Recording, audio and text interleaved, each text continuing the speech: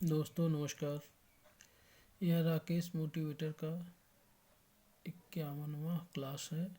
इसमें हम लोग शाहजहाँ को पढ़ रहे हैं।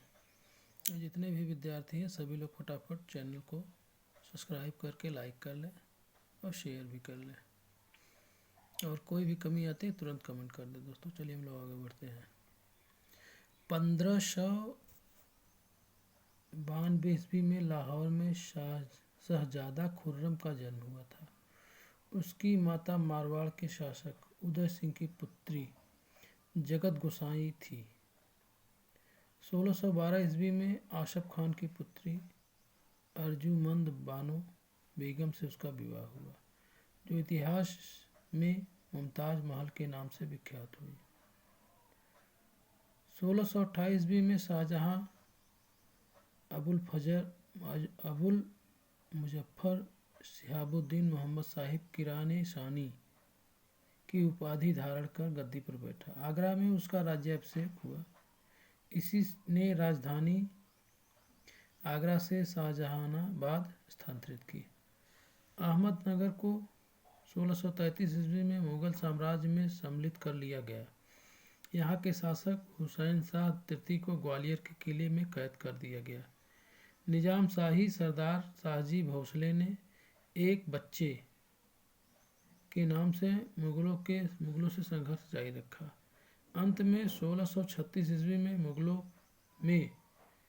ईस्वी में मुगलों द्वारा शाहजी को चुनार के किले में घेर लिया गया।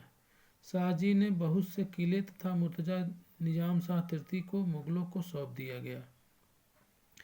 मुर्तजा निजाम शाही तृतीय को भी ग्वालियर के किले में कैद कर दिया गया तथा शाहजी ने बीजापुर राज्य की सेवा स्वीकार कर ली। शाहजहां के समय गोलकुंडा और बीजापुर के मुगलों से संधि कर ली। शाहजहां के शासनकाल में औरंगजेब ने पहले 1636 ईस्वी से 1644 ईस्वी तक दक्कन का सूबेदार रहा तथा 1653 से 1658 तक वह पुनः दक्कन का सूबेदार रहा। कंधार राज्य ईरान के शाह मुगल के बीच संघर्ष की जड़ था, क्योंकि कंधार को अपने हाथों में रखना चाहता था। मुगल शासक तथा ईरान के शाह के लिए प्रतिष्ठा का विषय बन गया था। शाहजहां के शासनकाल में 1649 ईस्वी में कंधार पुनः ईरानी अधिकार हो जाने से मुगल साम्राज्य में सामरिक महत्व के केंद्र के दृष्टिकोण से बड़ा धक्का पहुंचा, क्योंकि कंधार के बिना उत्तर पश्चिम सीमा पर मुगलों की स्थिति अपेक्षाकृत दुर्लभ थी। शाहजहां के समय में कंधार अंतिम रूप से मुगलों के अधिकार से निकल गया। शाहजहां ने बल्ख अभियान का उद्देश्य काबुल की सीमा से सटे बल्ख और बादशाह के एक मित्र शासक को लाना था, ताकि वे ईरान और मुगल साम्राज्य के बीच बफर राज्य बना सके। शाहजहां का मुगल काल में स्थापत्य कला का स्वर्ण काल माना जाता है। इतिहास के क्षेत्र में शाहजहां के शासनकाल में विशेष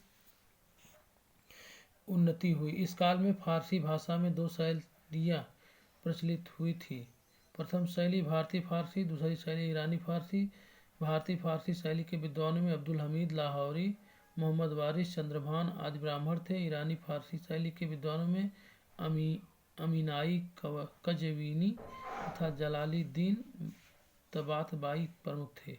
ईरानी पद्य शैली इस समय अधिक बोलबाला था। शाहजहां ने ईरानी फारसी तथा पद्य शैली के कवि कलीम को राजकवि में नियुक्त किया। कलीम के अतिरिक्त फारसी कवियों में सईदाई गिलानी, कुदशी, मीर मोहम्मद काशी, सायद सलीम, मशीह रफ़ी, फर्रुख, मुनीर, शोदा, चंद्रभान ब्राह्मण, हाजी दिलेरी आदि थे।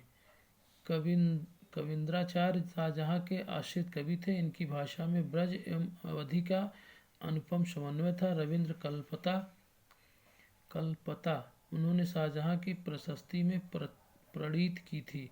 सरस्वती उपाधि धारक यह विद्वान संस्कृत का मर्मज्ञ था। इसने बादशाह से निवेदन कर बनारस तथा इलाहाबाद में तीर्थयात्रा कर समाप्त कर दिया था।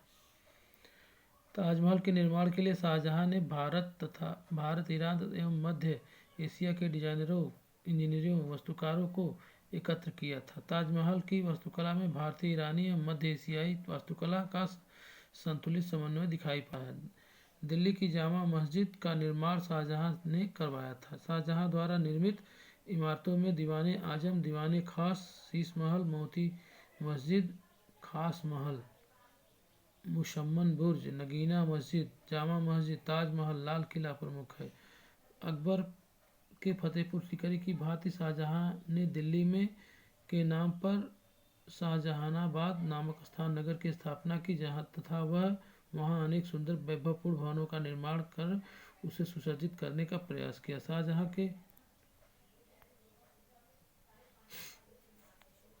शाहजहां नामक एक नगर की स्थापना तथा अनेक सुंदर वैभवपूर्ण शक्तिशाली लाल किला प्रमुख है। इस किले के पश्चिमी द्वार पर लाहौरी दरवाजा था, दक्षिणी पर दिल्ली दरवाजा सुंदरता का विषय बना हुआ अनोखा। उपनिषद का फारसी अनुवाद शाहजहां के शासनकाल का शहजादे दारा शिकोह ने सिर अकबर शीर्ष के तहत किया गया था। इसमें उपनिषदों का नाम लिया गया। दारा को उसकी सहिष्णुता उदारता के लिए नेल पुल में अतिलघु अकबर की संज्ञा दी है। शाहजहां द्वारा भी अनेक दारा को बुलंद इकबाल की उपाधियां प्रदान की थी। मल उल बहरीन द्वारा दारामल की सूचना। शाहजहां के चारों पुत्रों में ज्येष्ठ दारा शिकोह सुस्थित अधिष्ठा लेखक थे। उनके अनेक हिंदू धर्म ग्रंथों का अध्ययन उपनिषद, वेद, वशिष्ठ, भगवद गीता, हिंदू धर्म आदि अनुवाद करता है। मुगल बादशाह शाहजहां के बलबन द्वारा प्रारंभ के ईरानी दरबारी रिवाज सिजदा समाप्त कर दिया गया। 1636 से 37 में सजदा प्रथा का अंत कर दिया गया। जमीन बोस की प्रथा भी खत्म कर दी गई। पगड़ी में बादशाह की तस्वीर पहनने की मनाही कर दी गई। डॉक्टर ए एल श्रीवास्तव ने अपनी पुस्तक मुगलकालीन भारत में लिखा है कि शहजादा का शासनकाल भारत के मध्यकालीन इतिहास स्वर्ण युग के नाम से प्रसिद्ध है, तथा यह केवल कला में भी वास्तुकला की दृष्टि से सत्य माना जाता है। एल्फिंस्टन ने शाहजहां के काल के बारे में लिखा है। शाहजहां का काल भारतीय इतिहास में सर्वाधिक समृद्ध काल था।